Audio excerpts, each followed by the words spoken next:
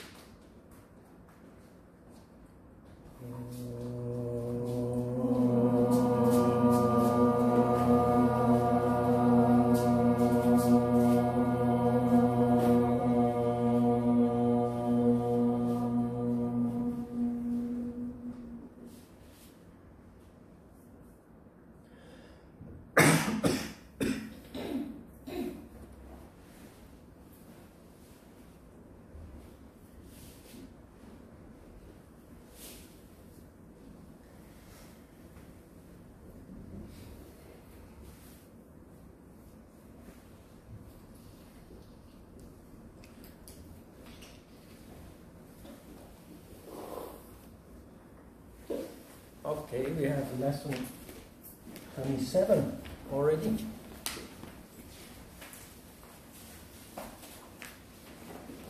Today we finish reading chapter 1 of the Hatha Yoga Pradipika, starting with Sutra 50.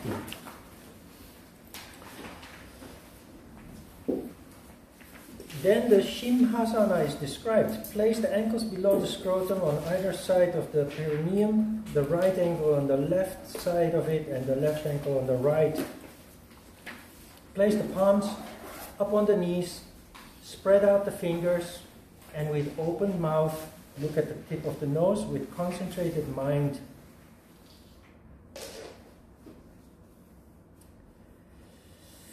Simhasana is the lion pose. Shima is a lion. Now, if you follow the text literally, this is big fun, especially when you teach yoga to children. But as with everything else, it's described with symbolical language, because this is an energy control exercise.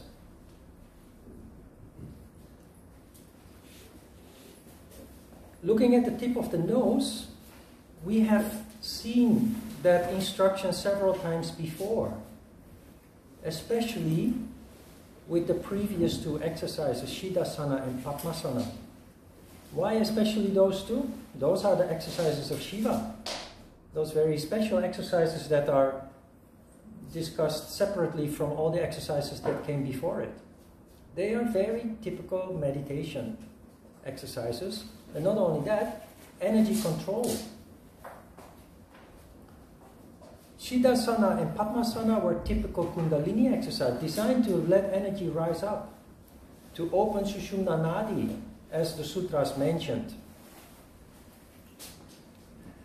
This exercise facilitates the bandhas, you will see. But first of all, there are two ways of Simhasana.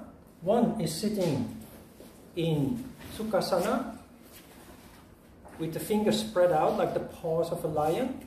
The one that is described here, you do balancing on the knees actually.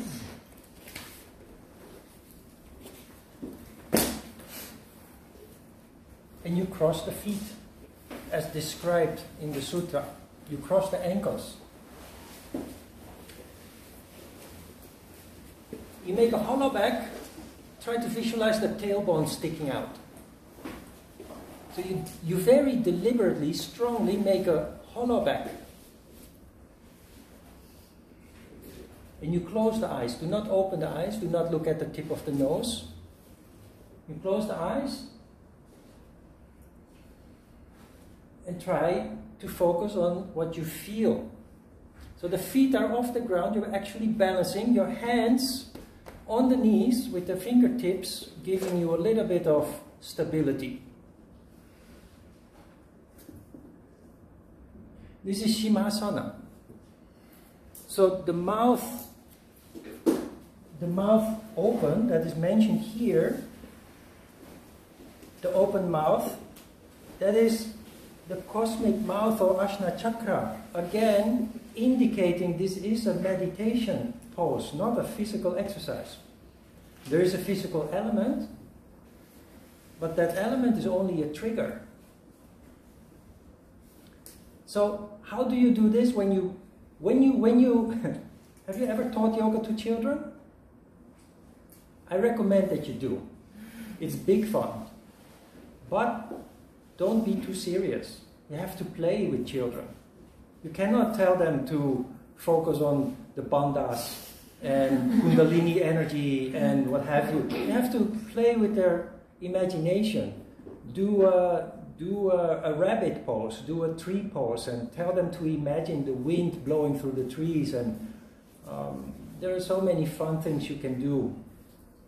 But you cannot force children to stand still, and you cannot force them to meditate. Play. What children need is movement and fantasy, imagination. The lion pose, that's wonderful. Always lots of laughter and fun. Because when you do it as described, it goes like this.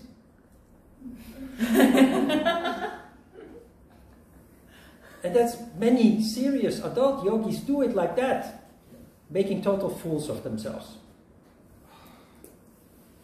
Maybe you can say, yeah, but it feels actually nice, the muscles in my face, and wow, yeah, oh, okay.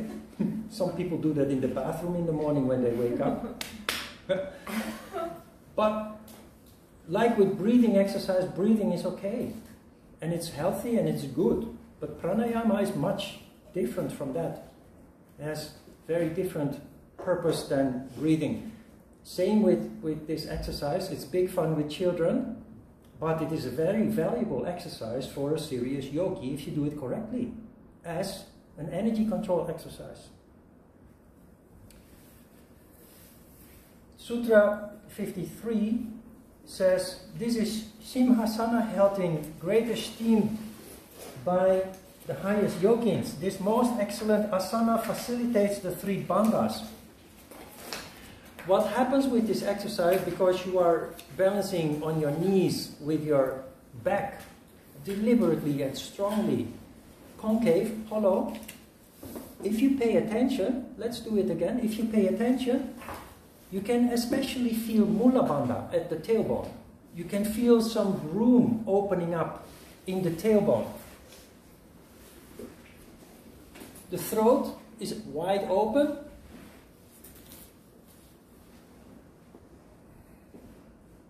And when you do this actively, the belly tucks in. So, very naturally, the three bandhas are facilitated, as described here. This is a subtle phenomenon, so if you don't do this seriously and with your eyes closed, you will say, what the hell is this? What bandhas? I don't feel anything. Because it is very subtle. The easiest to realize is the opening up here, the feeling. It's like as if a fresh wind is blowing on your tailbone. You can actually feel that if you pay attention. Okay? What is this about? About becoming familiar with the bandhas. As you know, yogis that take themselves serious often talk about the bandhas. And they learn the bandhas as purely physical engagement. Mula Bandha is taught as a repetitive contraction of the pelvic bottom muscles. And oftentimes, talk about bandhas is limited to Mula Bandha. Uddiyana Bandha and Jalandhara Bandha are often not even mentioned. As you know by now, I hope, is that the three come in one.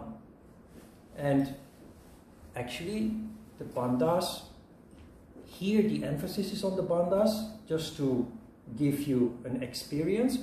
But when you meditate, and your meditation is rather intense, you erect strongly. Your spine erects, your chin tucks in, and there you have the three bandhas naturally are activated because your pelvis tilts when you erect, your abdomen pull back, and your throat lock is in place because of the stretching up of the neck. Very naturally. But it is a subtle phenomenon. Human beings are unfamiliar with subtle phenomena, so they need something concrete. And that is why it has ended up in a repetitive, gross contraction of the pelvic bottom muscles.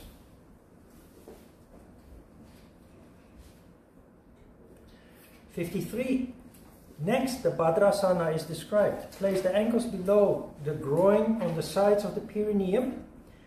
The left ankle on the left and the right ankle on the right, sole to sole. Then firmly hold the feet with the hands which are on their sides and remain motionless. This is Bhadrasana, which destroys all diseases. The yogins who have become Siddhas call this Gorakshasana. Bhadrasana, also called Gorakshasana. Goraksha is a very interesting story. It's about a prince who, as a punishment, was brought into the woods and his arms and legs cut off. Then some holy person passed by, a saint, found him in the woods and performed some magic on him so that his legs and his arms grew back.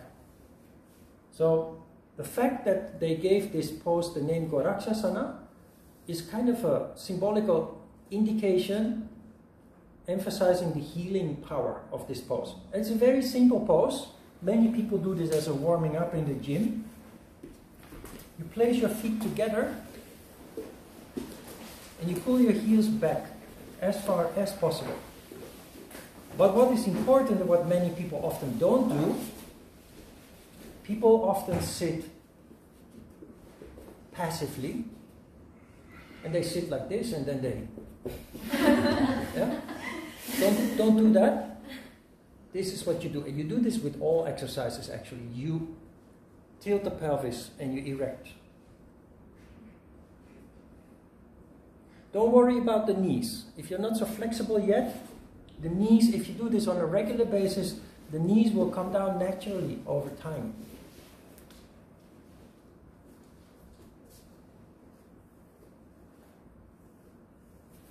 It's a very powerful pose in its simplicity because it opens up the pelvis. The pelvis is the start of your energy household, where energy rises up and fuels everything, especially, most importantly, of course, in light of this, the higher chakras, the chakras where consciousness, where higher consciousness is located. What is not mentioned here is that there is a variation where you bend forward. In itself, this is a rather valuable pose. If you feel like, you can bend forward.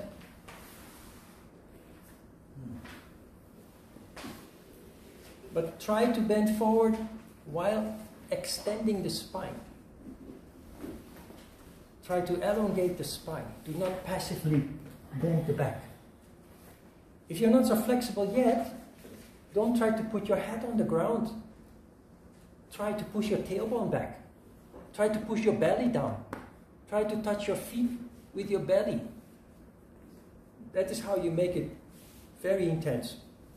Then flexibility is something, if you do it on a fairly regular basis, it comes very naturally with time. So, with this pose you can easily, if you're impatient or very ambitious, you can easily tear a muscle on the inside of your thighs. So remember the concept of non-violence. Just take it easy. Be patient.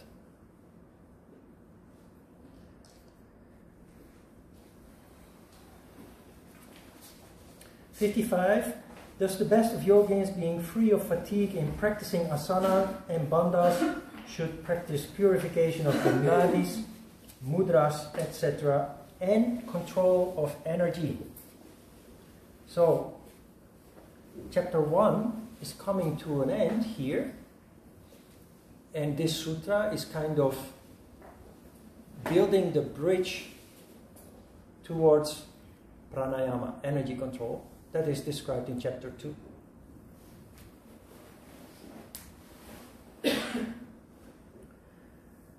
(56) Asanas, the varieties of kumbhaka, the positions called mudra, the concentration upon the nada, inner sound, comprise the sequence of practicing Hatha Yoga.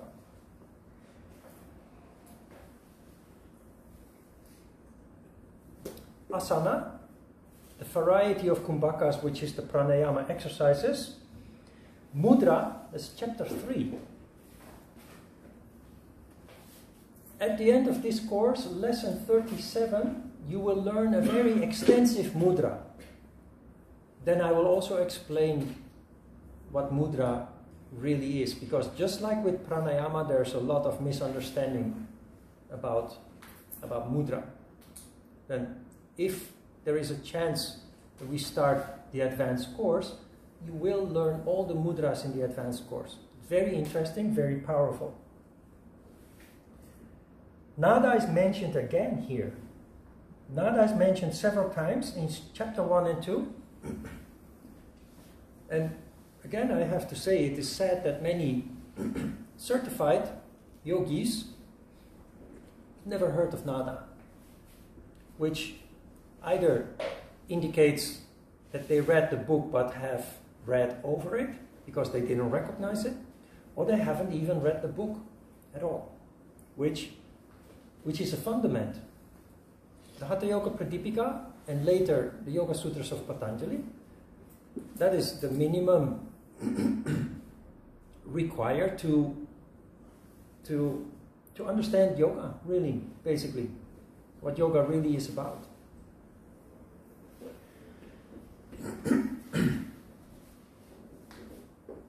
57. The brahmacharin, who following a moderate diet is intent on yoga, renouncing the fruits of his actions, becomes a siddha after a year. There need be no doubt about this. The brahmacharin, between square brackets you see one devoted to Brahma who leads a chaste life. That is you, the yoga practitioner. If you interpret that in a rather radical way, then you isolate yourself from society, live in a temple, and devote yourself only to yoga 24 hours a day. But the reality of society is that we can in fact stay with both feet in modern day society while at the same time finding time to dedicate to yoga. It takes 1 year to become a siddha. Siddha is a person who has started manifesting the paranormal abilities, supernatural abilities. I don't know where that number 1 year comes from. It's a very fluid process, a very dynamic process. In my experience, the changes start from the very beginning that you start practicing yoga, but the whole process stretches out many years, and you develop more and more, and it is my feeling also that that process never stops. You always continue evolving until the day probably that you die. But I haven't come that far yet, so I will let you know by that time. Following a moderate diet, food, if it is not moderate, if it's not nutritious, becomes a burden. It absorbs energy rather than giving energy. The following sutras will actually address the issue of food. And renouncing the fruit of your actions. try to imagine that you do things without expecting anything in return. That is not easy. So renouncing the fruit of your actions means that you kind of devote yourself to a certain goal.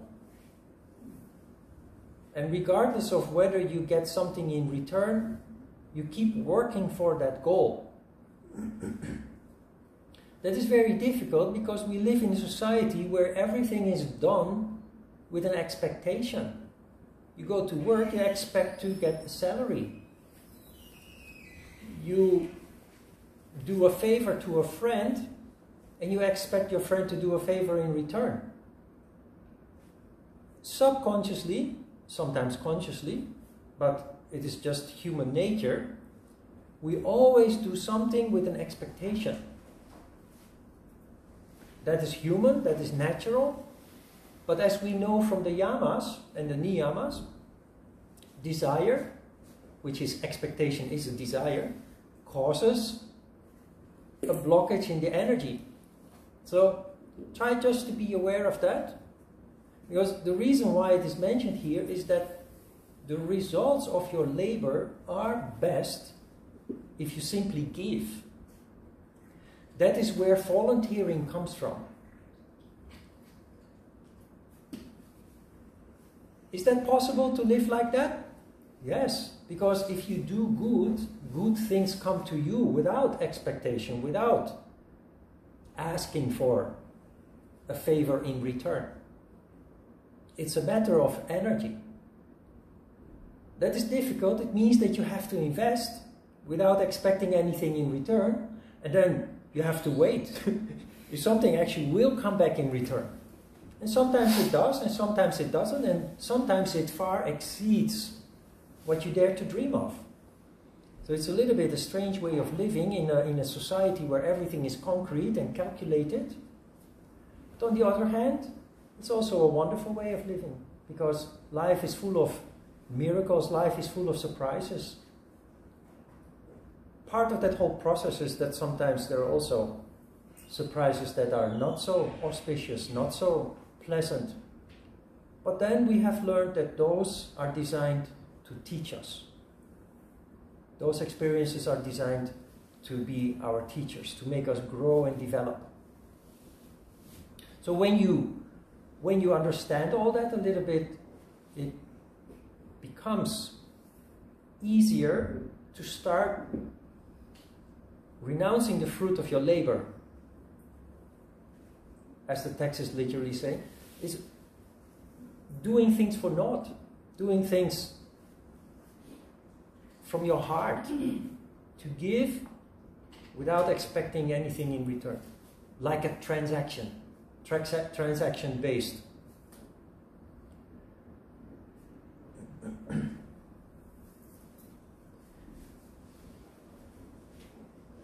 Doing things with an expectation creates a ceiling. It reduces the effect of what you are doing. So when you do something, try to do it with your whole heart and give without restriction, and then just see where it leads. 58. Moderate diet is defined to mean agreeable and sweet food, leaving 1/4 of the stomach free, eaten as an offering to please Shiva. So, food, when eaten too much, and when it is not, when it is too much processed, affects your energy household. In fact, it absorbs or destroys energy. Shiva is mentioned here, which is a link to spirit. So it's a link to the functioning of the crown chakra, where all your higher or royal characteristics are located. So the sutra says, leave your stomach empty 1/4. So that means when you eat, Don't eat until you are full. Stop in time. You can notice the difference very easily. When you eat until you're full, you need a rest after eating. When you eat and have the control to stop eating in time, you still feel energized after the meal. So, from a yoga point of view, it's all about energy and the ability to keep the crown chakra functioning. You eat too much, you crash, tired. Also, your energy that is fueling the crown chakra literally crashes, falls down.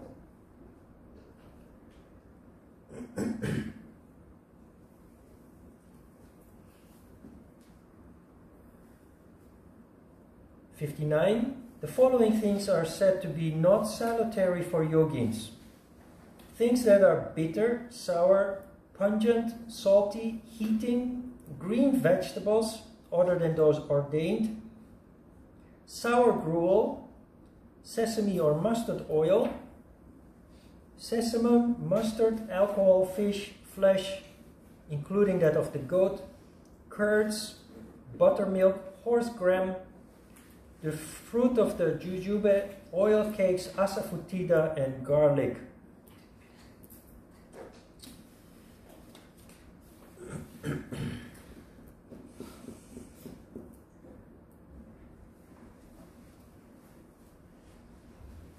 Garlic, onions, everybody who has a little bit of interest in Buddhism has heard that you should avoid. Here you have a whole array of foodstuffs that need to be avoided. The thing that they have in common is they're all rather strong. So if you go to a temple, in Korea you have temples where you can have lunch at a very low price or at a donation. That food is, well, if I say tasteless, that sounds very negative. Actually, it's rather tasty, very tasty, but it's subtle. Not very spicy or very salty or very pungent, like garlic is a no-no in that kind of food. And the reason for that is that it affects your energy household too much. So we're trying to find balance by not eating too much, and what we eat should not be too strong in taste. It's all about sattva. Interesting here, if you have paid attention, you see that the sutra tells you that you should not eat green leaves, which is spinach and salad, and there are many actually green leaves. Things that you have always been told are very healthy. Salads. Why is this book telling us to avoid green leaves? Can anybody tell me why? Because they are not complete. Green leaves are healthy, no mistake about that. But they are lacking many of the nutrients that we need to sustain life. So they may have a lot of vitamins, but then they are lacking many of the amino acids, the protein. And there are 21 or 22 different amino acids that are responsible to sustain life, that manufacture the proteins in our bodies that are responsible for the functioning of all our different organs, the brains and what have you. So I think in between brackets, it says other than those ordained. So that means that there is room for green leaves. It should just not be the main part of the meal. Opposed to that, you will see another sutra that tells us this one tells us what to avoid. There is a sutra that tells us what is good for us. And that's in Sutra 62. So let's first read 60 and 61. Diets of the following nature should be avoided as unhealthy. Food that, having been once cooked, has grown cold and is heated again, which is dry, devoid of fat, or has an excess of salt or sourness. Food that is bad or has too much of vegetables mixed with it. Okay, so we have to first of all look at this text again from the perspective of the time in which it was written. They didn't have fridges, they didn't have refrigerators. So food that cools down and is left an hour or 2 or 3, the longer it is not being consumed, the more bacteria are growing in it, and it grows actually rather fast if you don't cool the food in a refrigerator. So that can be rather dangerous. So do not let this be an advice in the time that we live with refrigerators and freezers to throw away your food after the meal, because that violates several other principles. For me, when I cook, as I'm alone, I never cook. In Korea you say "손이 커요." I always cook too much. I don't throw it away because the sutra tells me I should not let food cool down and then heat it up again, because that's bad. That was in another time when there were no fridges. I put my food in the fridge and I eat again tomorrow. Of course it's better when you cook fresh every meal that you have, but having a fridge allows you to keep the food, and it is almost as good as a fresh meal. So do not waste food, because food, we have taken food for granted as a result of the modern society, wealthy societies that we live in. But there are many people, next time when you throw away food, just realize there are many people who are hungry, who don't have food. Still in this world there are hundreds of millions of people that don't know whether they're going to have a meal today or not. And statistics show that in the Western world, in the industrialized world, we throw away huge amounts of food, sometimes 1/3 of all the food that we buy. So if you think of it as a yogi, as a conscious human being, that is just actually totally, it's outrageous that we waste so much good food.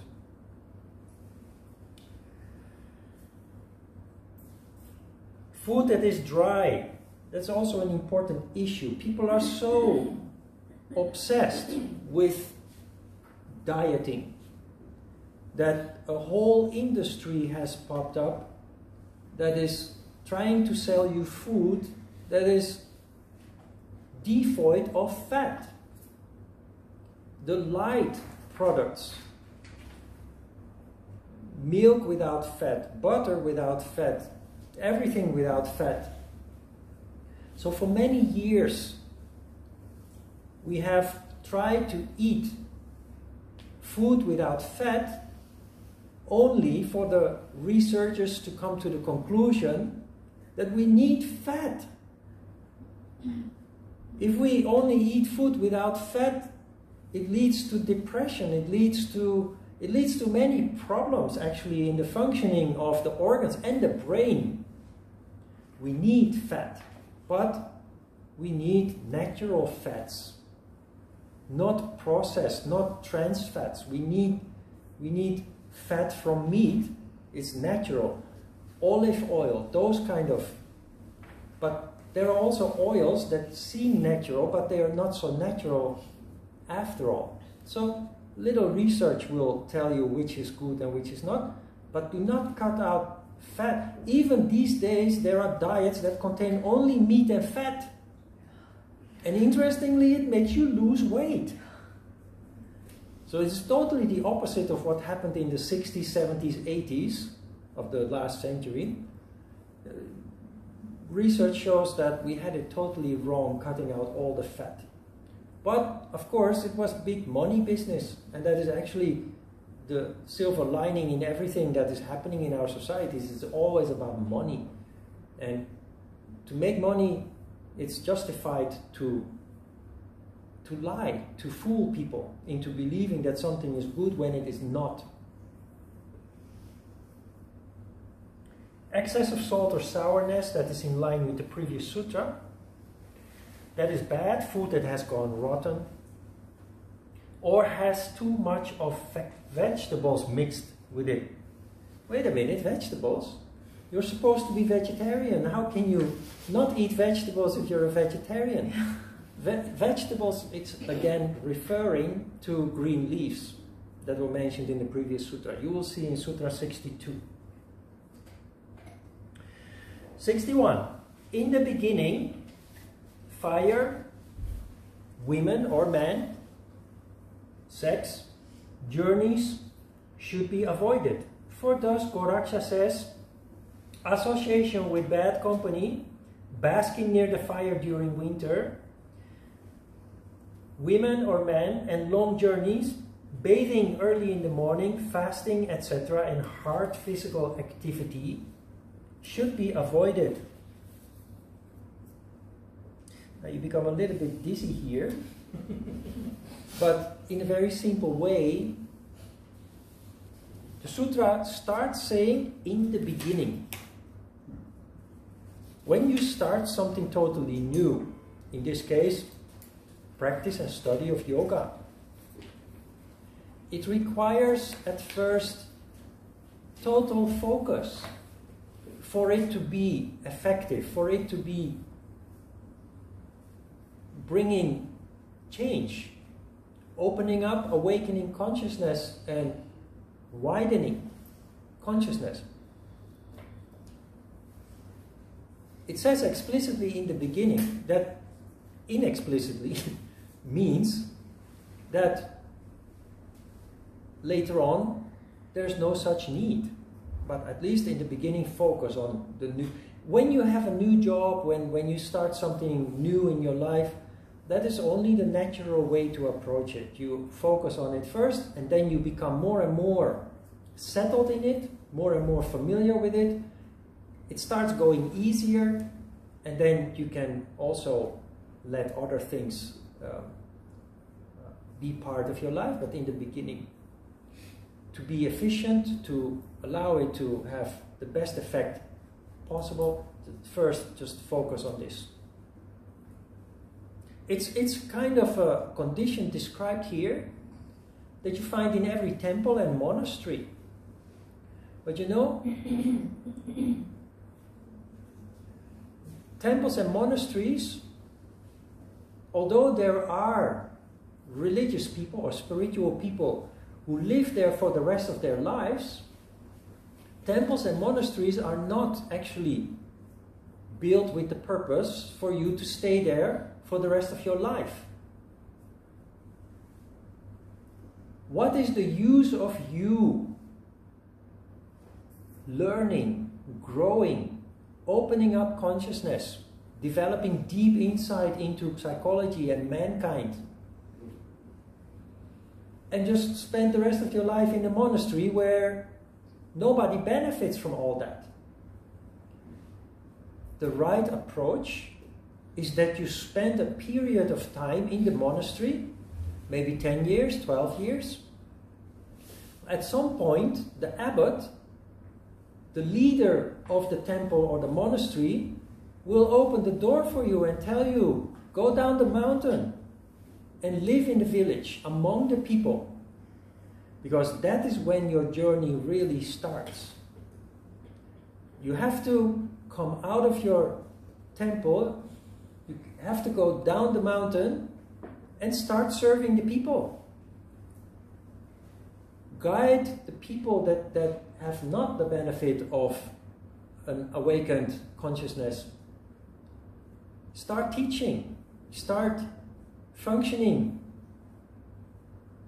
among the people as a leader, as a spiritual guide, a spiritual leader. You stay in the temple, you learn a lot, but you're never capable, never able to put that into practice. For me, I have very clearly noticed that years of study is only the beginning of everything. Your process of growth and development starts when you start putting into practice what you have learned, when you start teaching. And you learn by making mistakes.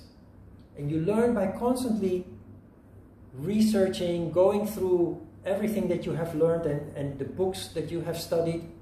And every time you review, you see that you have new insights. This course, every time, some people do the course once, twice, some 3 times. Every time it's different. Neda confirms, because she did it before. Because every time I have new insights, constantly evolving, growing, developing. That's how it's supposed to be. If I only read from a book, without speaking from inspiration, without speaking from experience, every year the course will be the same. But it's not. Every time is different.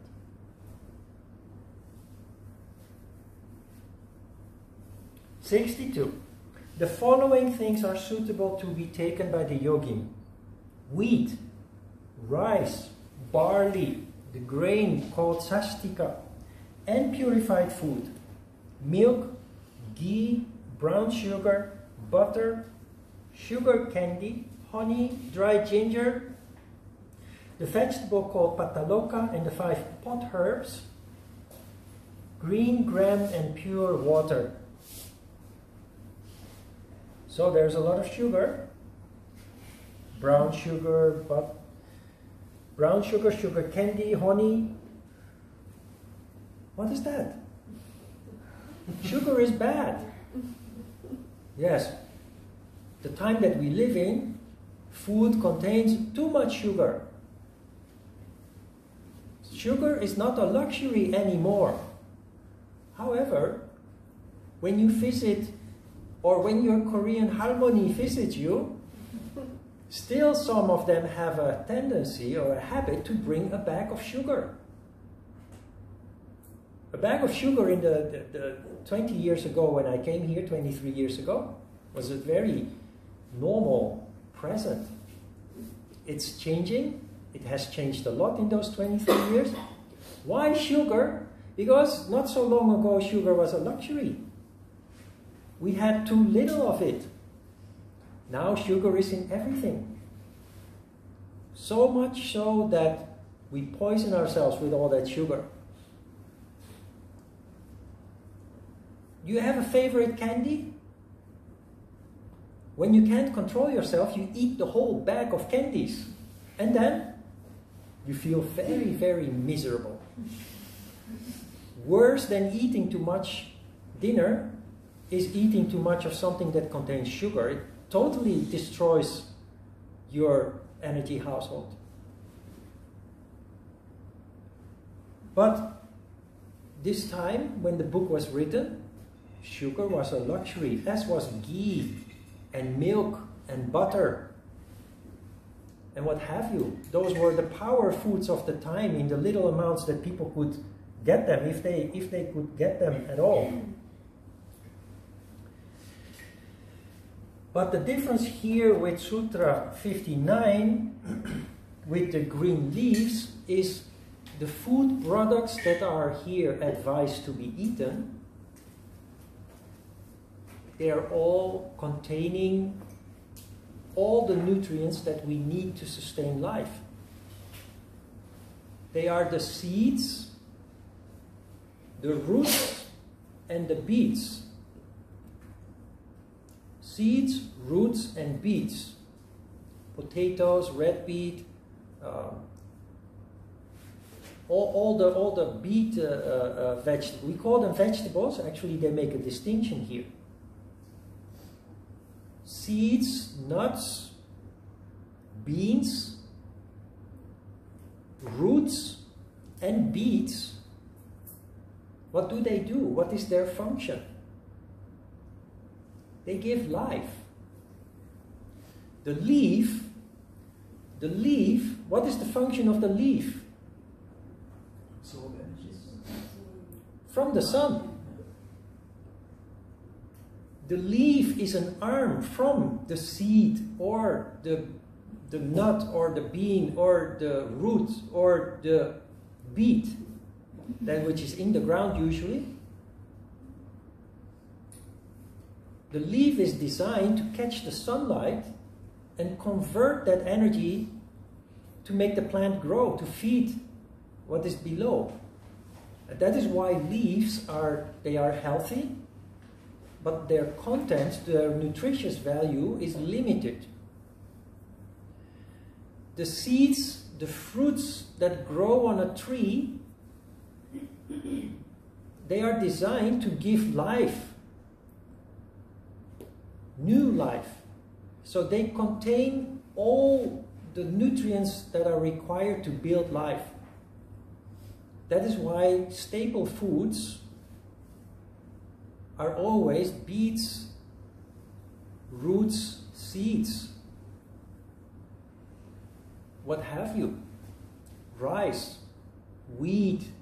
If you eat whole wheat, these days we also process wheat and rice, and actually what we do is we throw away all the valuable nutrients in the process. So brown rice, hyunmi, brown rice, whole wheat bread, is made from those seeds that contain all the proteins, all the amino acids, but also lots of vitamins and minerals. That is why they make a difference between green leaves and the rest.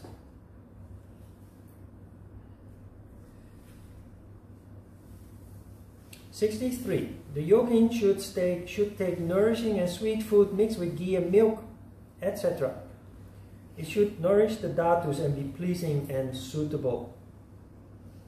The dhatus, in line with everything that I've said so far, the dhatus are the 7 building blocks of the human being. Remember the 7 trunks of Ganesha, the elephant? Each of the trunks representing a building block, increasing in complexity. It starts with, it's described in Ajita's comment here. Plasma is the first dhatu, is the foundation of everything that comes out of it. It's the simplest. Out of plasma, blood. Out of blood, muscle tissue, fat tissue, bone tissue, brain, marrow and nerves, and semen are constructed. So the sutra basically saying what I said. Food needs to have all the nutrients that sustains life. If it only contains partial, like the green leaves, it's not enough to nourish all the 7 dhatus. It can nourish maybe 2 or 3 of the dhatus, or nourish the dhatus only partially, while lacking something else. 64. Any person who is not lethargic in the pursuit of different forms of yoga attains perfection, siddhi, through practice, be he young, old, or even very old, sickly or weak. This is a promise. Yoga is miraculous. It truly is wonderful. But it doesn't work if you don't practice. The following sutras address it deeper, but here it says, if you're not lethargic, well, you can expect to receive a lot from your yoga practice. But it doesn't work if you don't engage. You have to reserve time for it. Not only that, the word perfection here should be interpreted properly. In between brackets it says Siddhi. Perfection is not the kind of perfection that we usually think of. Perfection is the wholeness of the human being. A human being that is not conditioned by something like yoga is only using 20 or 30% of their full potential. The practice of yoga awakens qualities in the human being that make you more complete, that make you function on levels that didn't exist before. That is what perfection means here. The holistic human being. The good news of this sutra is that yoga is fit for everybody, even very old or sick or weak. Why is that good news? Because people think that yoga is only for people who are fit, who are flexible, who are athletic. I often receive inquiry for information, and people say, "Oh, I'm very stiff, and can I do yoga?" The answer is yes, especially. If you're already very healthy and flexible and what have you, who needs yoga? Of course, if you look at it from another perspective, everybody does. But if you have some disease, if you have some chronic disease, if you have some weakness, inflexibility, which inflexibility is accompanied by blockage of energy. The more of those imperfections you have, the more you benefit from yoga practice. But we live in a world where we think, oh, that is not fit for me because I'm not flexible. Or my body is not designed for something like that. You have to be, athletic or gymnastic or what have you. No, it's fit for everybody, even when you're old, sick or weak. That means also when you teach yoga from this perspective. Be compassionate when you have people in your class that struggle with their exercise. Instead of what many teachers do is ignoring those people, or even kind of rejecting those people, like, oh, you are too stupid to practice yoga. There are teachers with such kind of attitude. No, it's those people who benefit the most from it, who need yoga the most. And you, as a yoga teacher, of course you work with your heart, with compassion. Instead of ignoring them, you do the opposite. You guide them and you tell them, hey, it's okay, you don't have to push because then you hurt yourself. Remember non-violence, truthfulness, non-desire. As a teacher, of course you are proud when your student can do a 180-degree split or some kind of pretzel pose. But that's wrong. No fruit from your labor expected. And it is much more satisfying in the long term to see somebody who is weak or sick or old, to see those people grow and develop and actually really benefit from what you do.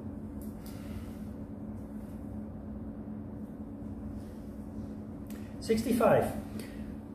One who is intent on practice will obtain siddhi, not one who is idle. Yoga siddhi is not obtained by mere reading of the scriptures.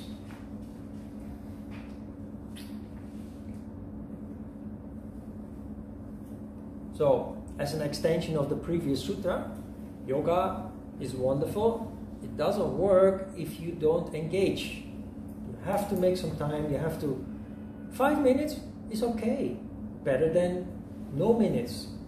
Of course, 10 minutes is better than 5, but if 5, okay, practice contentment. And tomorrow maybe you can practice 10 minutes.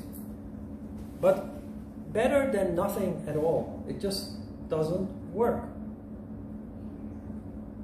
Then the sutra concludes saying, Yoga Siddhi is not obtained by mere reading of the scriptures.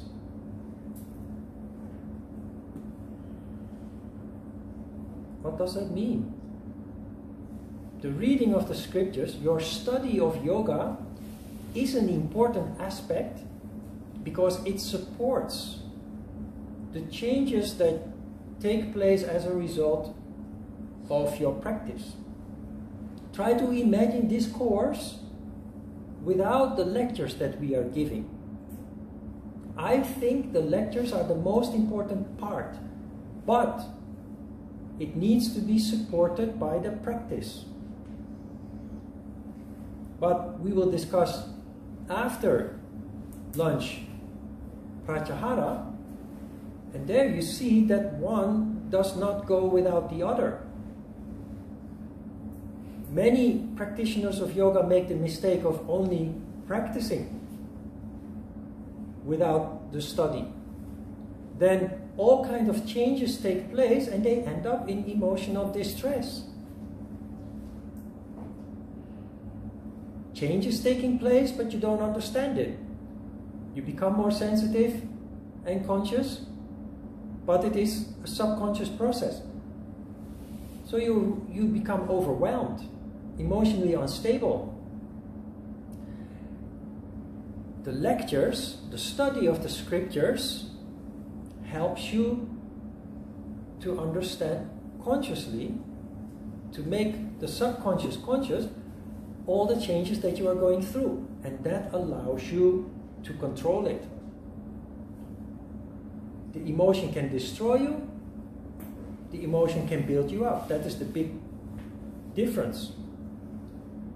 But only reading books without the practice that is the trigger leading to the development, the energy rising up and the opening up, awakening of consciousness, that is purely a theoretical exercise. And there are people who pride themselves on their many books that they have read. And they have theoretical knowledge. But when you ask practical questions about what you are going through, they cannot answer them because they have not experienced it. And the answer you get, in case they give an answer, often leaves you with more questions rather than answering your question. The next sutra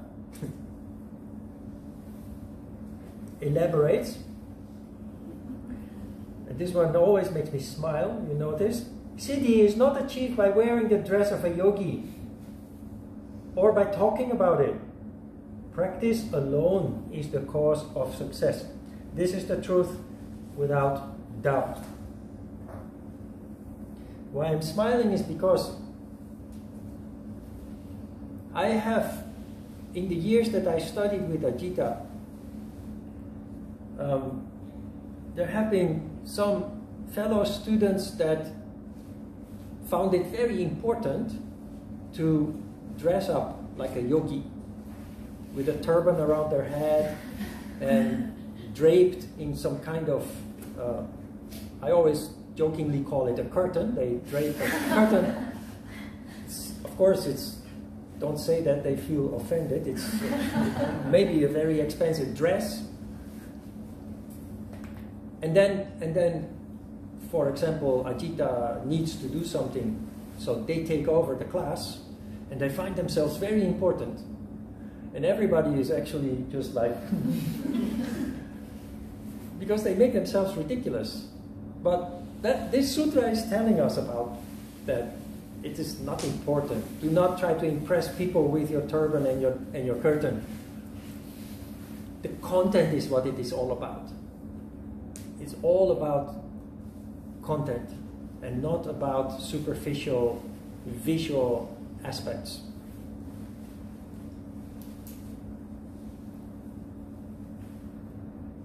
And again, like 64 and 65, 66, again emphasizes that only practice can lead to success. And this is not only limited to yoga. please understand, yoga is in fact life. So everything you learn about yoga, you can directly implement into your daily life. Your work, your relationships, and everything else that you do in life.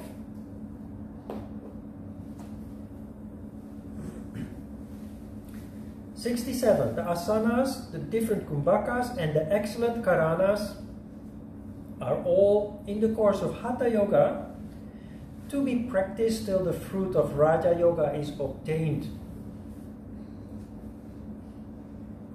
In other words, everything you do in practice and study is designed to lead to Raja Yoga. What is Raja Yoga? Is Raja Yoga a practice? An exercise? A meditation? No. If you read between the lines, Raja Yoga is that new condition that is obtained through the practice and study of yoga. Raja Yoga is that new condition in which you have awakened consciousness and continue to expand that consciousness. Raja Yoga is the condition in which you are functioning more and more in the crown chakra, as opposed to the lower chakras where the emotions and desires are located. So Raja Yoga is rather a condition as opposed to a practice. But it is a condition that requires steps, that requires systematic approach of practice and study. And that condition is available to anybody who engages in the practice of yoga, if done correctly. There are many ways of yoga practice, especially in the modern world that we live in, where yoga has been diminished to purely physical engagement,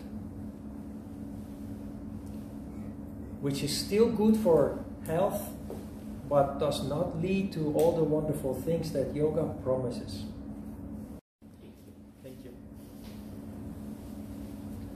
That was the last sutra. Questions? Yes, Neda? So you mentioned how in 62 they are the seeds, they give life. So I'm wondering about like milk and ghee and butter. This is because the babies, they drink milk and they grow, so it's containing all the nutrients. Yes. It doesn't mention meat. Yes. But meat, milk, butter, cheese are in fact the power foods of the ancient people. So eating seeds and beets and roots and nuts is sufficient. Mm-hmm. But in special circumstances in which you are sick or very weak, or you go through a big change in your life, like starting a whole new yoga practice, not meat, but milk, butter are considered to be power foods. They contain all the elements that the beets and the seeds and the roots and the nuts and the beans contain, but in much larger quantities. It's a temporary stage. When we started reading about pranayama, there was also a sutra that said when you start with pranayama, it can lead, in the beginning, it can lead to exhaustion. So you compensate by eating, drinking milk and ghee. But they also say, once you are used to it, there's no need to do that anymore. So I based on that text, I have explained that actually by accident, I have had at least 3 times that I was very undernourished, lost a lot of weight to the point that it made me sick because I didn't adjust. Something changed that caused me to be busier or to be worried a lot, or a combination, worry and busy and maybe stress. And I just kept to my strict diet, which wears you out at some point. So what the Hatha Yoga Pradipika is saying is, pay attention to what you eat as moderate and healthy as possible, but pay attention. If something big changes in your life and you are under a lot of pressure, it absorbs a lot of nutrients, and if you don't pay attention, it can actually lead to you becoming sick. And the last time this happened was when Pada came into my life. I lost 7 kilo in just about 2 months' time. And I started thinking, this is only possible when you have a cancer. If there's cancer developing in your body. So I went to the clinic. Fortunately, there was no cancer. But what I did is I started eating based on this sutta. I started making yogurt, drinking milk, making delicious pudding with sugar and whipping cream, lots of fat. Then in a couple of months' time, I regained my natural weight, which is around 70 kilo. And then you just can't eat anymore. No, you just can't eat anymore. I would like to make that pudding again, the bread pudding with the custard but I just can't eat it anymore, naturally. So very little by little, all those extra foods have been discarded of. Even if I try to, just because I like it, I just can't anymore. But I had like 6-7 meals a day. And I'm determined not to let that happen anymore. So then sugar is also, again, helping to give the energy and a moderate taste? Sugar is a power food. If you lack sugar and you eat sugar, it gives a flare-up. But the time that we live in, without knowing, we ingest so much sugar already that it's, rather than a power food, it's a poison. And not only that, white sugar, like white rice and white bread, has been stripped of all its good nutrients, and what remains is basically not healthy at all. It's a burden on your whole digestion and energy household. So is the sugar here more like referring to fruit then, probably? Yeah, fruit is much more natural, and honey. Okay. I always use honey, actually. You can also choose not to have. I use honey in my tea and coffee. It's kind of a luxury I permit myself, but many people choose not to have sugar or sweetener at all in their coffee or tea. But I think, life is too short to be miserable. I like tea when it's a little bit sweet, and coffee. Coffee has to be bittersweet and creamy. I really don't enjoy black coffee. So a little bit of milk, heat it up with an espresso and a little bit of honey. Man, you go to heaven. Who needs yoga? But of course in moderation. 2 cups a day. Sometimes 3.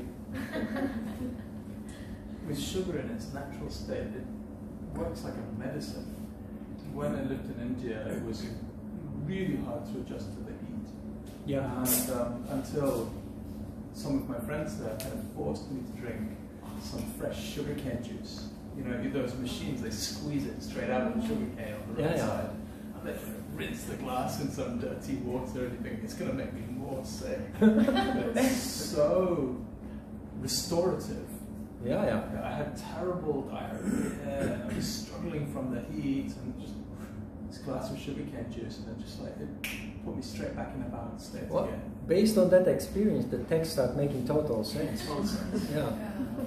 Thank you for sharing. Yeah. Natural sugar, unrefined sugar, is full of nutrients. Refined sugar, most of the nutrients are thrown away. Then, you know, sugar is not bad if it is small amounts. But you go to the supermarket, 80% of everything that is sold in the supermarket is in fact processed. And much of it, without you even realizing it, contains sugar. If you look at the amount of sugar, and salt by the way too, manufacturers of food know that sugar and salt make you addicted to their product. And that's all they want. They want you to eat as much of that product as possible so that they make more money. So sometimes when you read, you know, the ingredient list, you realize that this one product has the amount of salt or sugar that you normally need in one day, the daily requirement, or like 70 or 80% of your daily requirement, and that's only one product. Then you have another couple of meals and snacks that you consume, so you far exceed the daily requirement. And when it comes to sugar and salt, that's really bad. Salt leads to high blood pressure and heart problems. Sugar has many other issues. So we have a food specialist here among us. No? Me? Yeah? Ah, yeah. I'm stylist, so... What? Not a little bit apart from the nutritious. I'm food stylist. So. Right. You make it? What does that mean? You make it look delicious without it being delicious? No, I'm just kidding. Food stylist. So does that not involve nutrition then? But after I start doing yoga, Yeah. I'm trying to focus Oh. on the nutritious things. Okay. There are a lot of trashing nowadays, you know. Right. Okay. Especially the person who has money, they trying to sell more non-nutritious thing and processed food. So Yeah. I think it's really big problem. Right, that's what I'm trying to tell. Yeah. You should have helped me a little bit as a specialist in that field. Is there anyone who tried to watch the Game Changers in Netflix? It will really helpful. Okay. The title is The Game Changers. Yes. Okay, I'll look it up. You should. I'm addicted to Netflix. I don't have so much time for it because the dogs take up all my time, but every day it's some Netflix just to relax a little It's bit. very short, about 1 hour. Okay, only 1 hour. Yeah. Just one documentary. Yeah. Okay. Game changer. The Game Changers. We can watch it on our mobile phones. I think I can share the ID. And it's free for a month. Netflix. It's free for a month. That's intellectual property theft, and we learned that is in contradiction with the yamas and the niyamas. Just kidding. Let's have a short break. Thank you.